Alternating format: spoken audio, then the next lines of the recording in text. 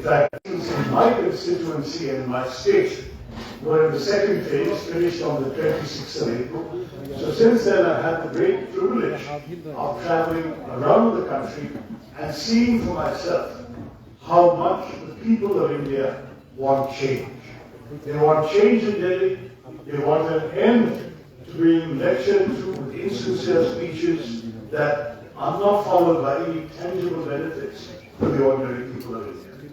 And what we are seeing everywhere, in every state, North India and South India, is that the Congress Party and the India Ghathbandhan are come together to make a real difference in the lives of people. We are reminding people that this election is about you. It is about your welfare. It is about whether in the course of the last 10 years, you and your family have benefited in any way from decisions of the government. Whether the promises to create 2 crore jobs a year, which have not been fulfilled, have in any way given you and members of your family new or better employment. If you're from a farming community, a Prime Minister who promised to double farmers' income and has completely failed to do so. Again, we're asking you, does this Prime Minister deserve yet another chance? We are asking those young people, college graduates, who discover that if you come out of college with a university degree, that there is 42% unemployment for recent graduates. That is something which is driving so many of our young Indians out of the country. So I say to all of you, if you want social justice, the Congress Party and the India Alliance are for you. And what is more, we in the Congress Party have come up with a very specific set of justice proposals. 5 न्याय, महिला न्याय, युवा न्याय, श्रमिक न्याय, किसान न्याय और हिस्सेदारी।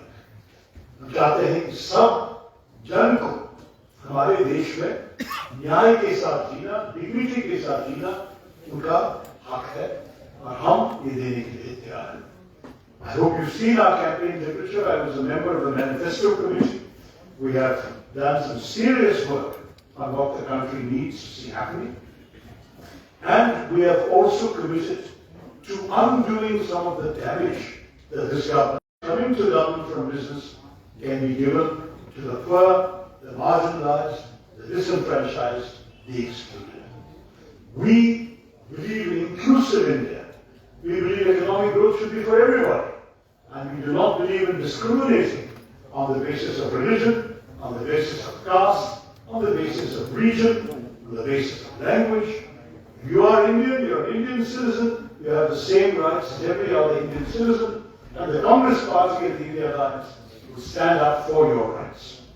You in the media know very well what has happened to your freedom of expression. We will pledge to restore that freedom, reduce the interference by the government with your owners, with your editors that have compromised your ability to do your work.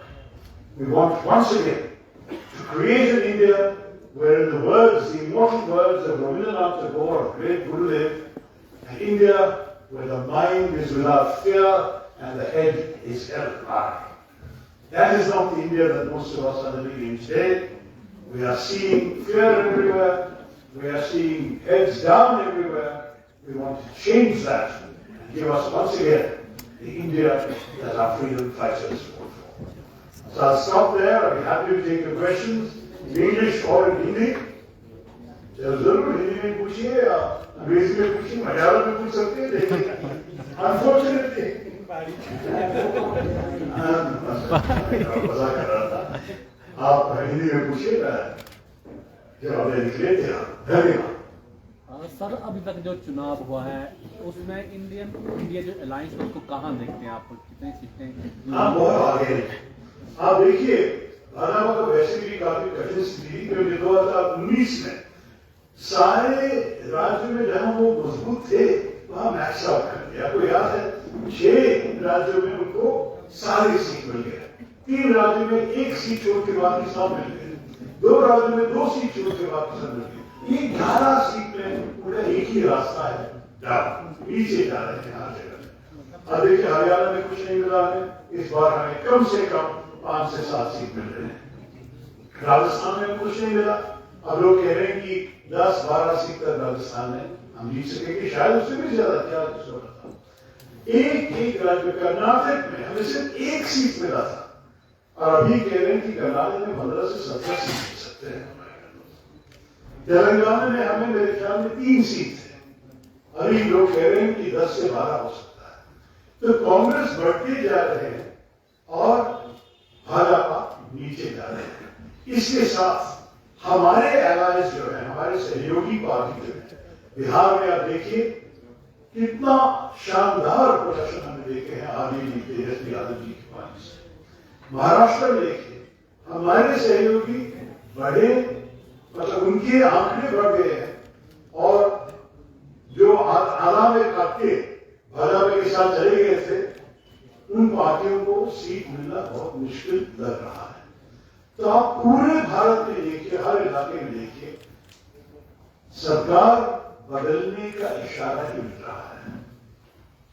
So you said that if you are voted to power, you are going to repeal some of the anti-people laws. That's right. So could you just name a few laws that you think should be repealed? There are many that we opposed when they were introduced in Parliament in the first place. For example, the amendments to the UAPA.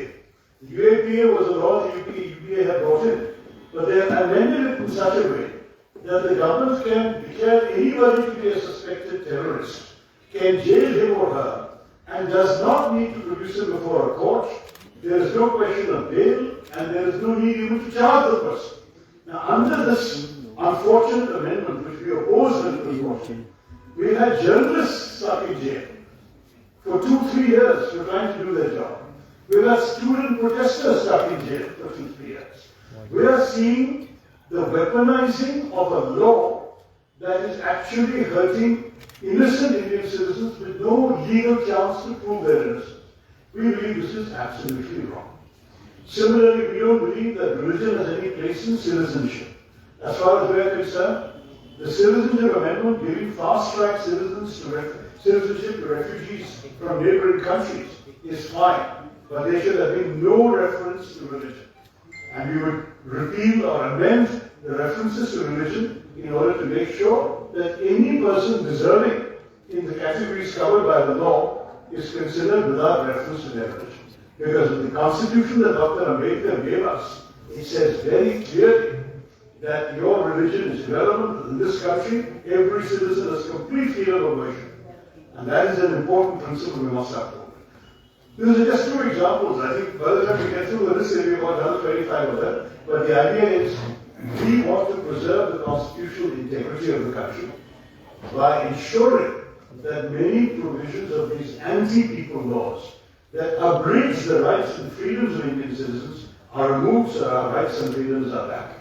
I am not saying that somebody who does something bad should not be punished, but they should get a chance to defend themselves, they should have a chance to demand bail, argue before a judge, should get a chance at the same time to be able to be heard. How can you be in jail for 3 years without knowing what the charges are against you?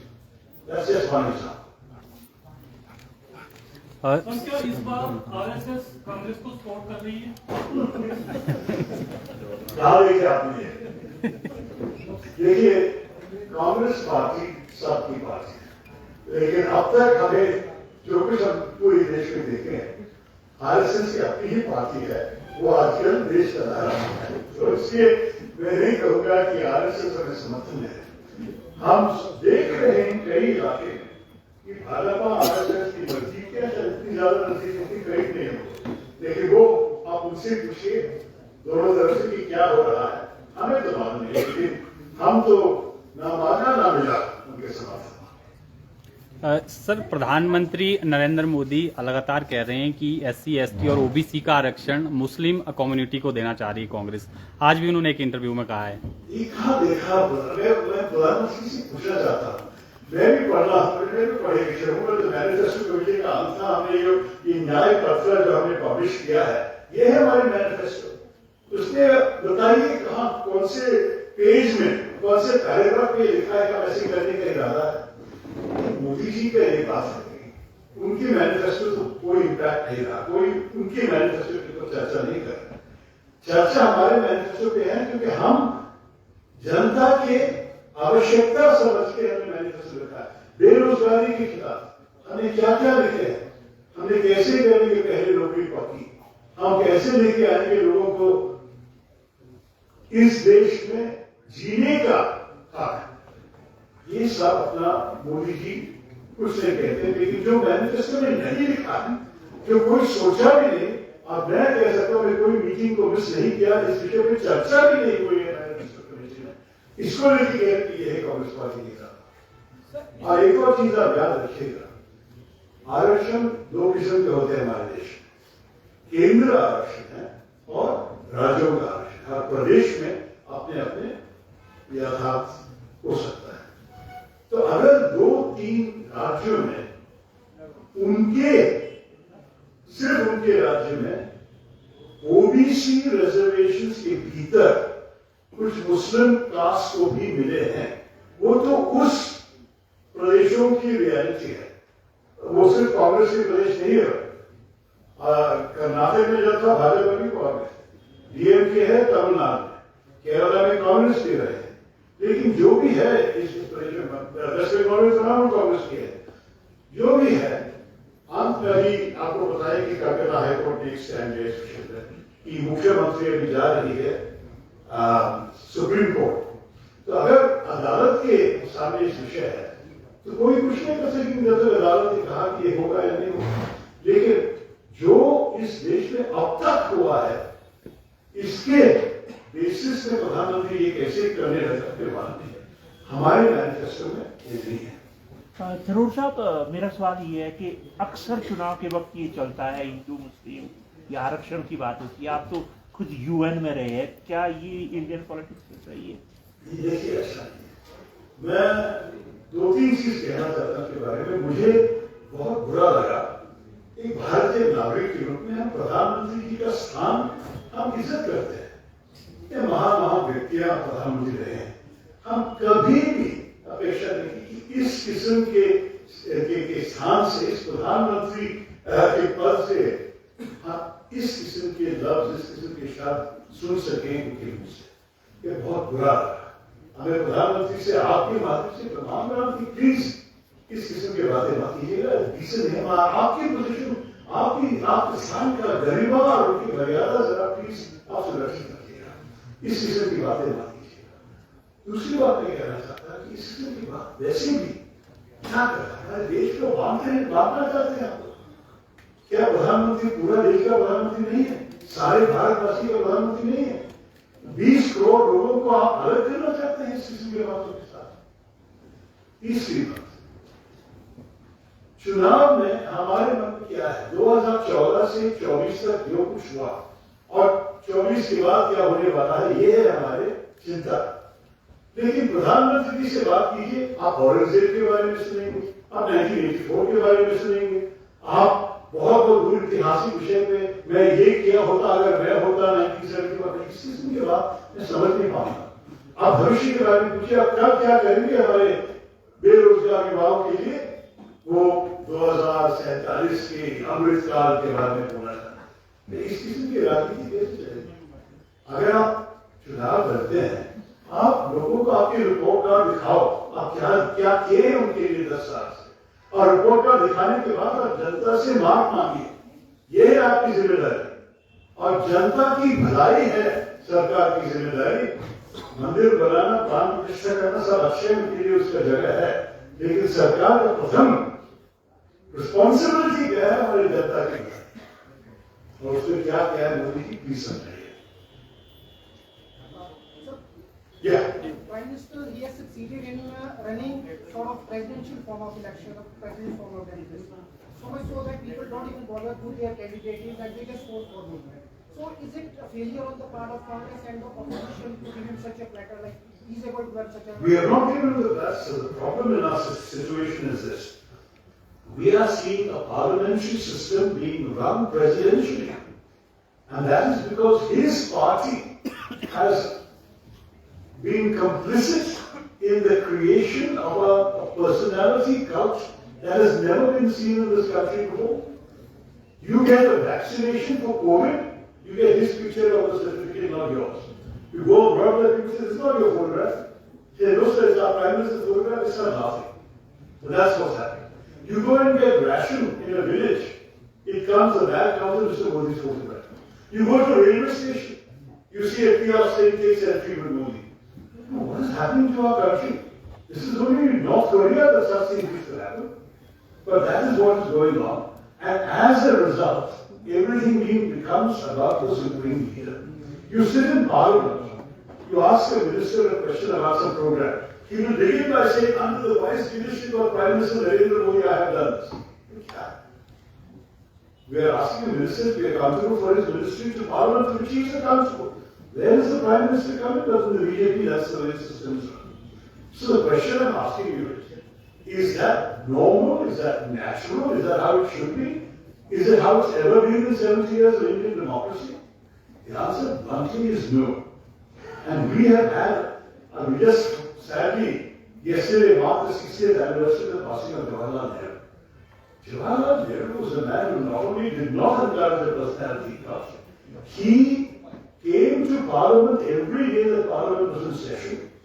He encouraged the opposition to speak and gave them importance out of all proportion to their numbers. Even his own party backbenchers had the freedom to criticize him, the Prime Minister. Do you remember the famous debate in 1962 about Aksai Chin in China, when he said not a blade of grass grows there? And a Congress party MP from Delhi stood up and pointed at his own bald head and said, sir, not a hair grows on my head, you want to give this to China too? This is a Congress party MP talking to his Prime Minister. This was the kind of democracy we had. Okay, and now we are seeing a Prime Minister that no one dares to speak to or about to his face in his own party. So let's please understand that it is not the opposition of the Congress party that has empowered or enabled this presidentialization of the Prime Ministership. It is the BJP that has been complicit in allowing this to happen. I might add, however, that we have, as a result of this, the worst of both worlds. We don't have any of the advantages of a presidential system. One of the major advantages of the presidential system is the president does not control the legislature. And the legislature is an independent body that can hold the president accountable, that can ratify his appointments, that can challenge him, that can approve his budgets, and so on. We don't have that. Instead, we have a BJP majority from which both the president emerges and the parliamentary majority exists, and they'll pass anything he wants them to. Any budget, any law that the cabinet puts forward through in the parliament, nobody in the BJP has ever challenged the law of the House or floor of the House or suggested anything. Even suggested an improvement. Nothing else. So the result we are seeing is that the parliament has become a notice board for the Prime Minister's announcements and a rubber stamp for his decisions and his laws. That is not the way the parliamentary system is supposed to work. If we bring the India Alliance to power, it will be a coalition government, and in the coalition government, the Prime Minister will be a first among equals. The ministers will have their own authority and their own rights. That's going to be the strength of the parliamentary system in action. And let me finally also add, in the last 25 years, we've seen how successful coalition governments can be. The best period of economic growth in Indian history was from 1991 to 2011, and in those 20 years, we never had a majority government. So that's the situation we're talking about. We see nothing wrong in offering a good coalition government made up of many parties that can bring positive change in democracy back to India. Sir, if India Alliance come in power, then who will be Prime Minister candidate? But sir, that's precisely the problem. We shouldn't be asking that question in a parliamentary system. In a presidential system, it's a choice of individuals. In a parliamentary system, the only people who can vote for Mr. Modi are the voters of Varanasi. Nobody else. Mr. Modi is accountable to his party first and foremost, and through his party to parliament. And tomorrow, in principle, he could be replaced by somebody else in the BJP, and that's the way the system is supposed to work. In fact, I think Mr. Kejriwal pointed out, we don't even know whether the retirement age of 75 they imposed on all BJP ministers might not apply to him too. So how do we know? You say you're voting for Mr. Modi. Mr. Modi has basically got 1 year and 3 months left before he turns 75. We are talking about 26 parties coming together in India Alliance. After we have won the election on the 4th or 5th of June, they will decide amongst themselves who should be the leader. Did you realize in 2004 that you were voting for Dr. Manmohan Singh? He came and gave the country exemplary leadership. He was an outstanding world statesman and prime minister for 10 years, emerging from a coalition process. So don't worry, we will be able to give you the same results, same quality of results this time also. Thank sir, you. चुनाव आयोग और EVM को लेके हाँ, कांग्रेस का क्या रुख है? देखिए हमारी चीजें तो हम बता दें इलेक्शन कमीशन को, और आपको पता है कि जब इलेक्शन कमीशन ये आंकड़े की तरह से ने रिलीज किया, कई लोग सुप्रीम कोर्ट गए जिनमें से हमारे लोग भी थे। हमें आश्चर्य लग रहा था कि इलेक्शन कमीशन जो हर उम्मीदवार के इलेक्शन एजेंट को उसी दिन फॉर्म 17C भर के देते हैं कि उस फॉर्म से इलेक्शन कमीशन के ऐप में वो लोग कंपाइल करके अगले दिन ही दे सकेंगे देश को। पता नहीं इतने हफ्ते के उस पर बैठे रहेंगे, लेकिन अंत में आपको बता दो 3 दिन पहले इलेक्शन कमीशन को रिलीज किया, तो वो अच्छी बात है।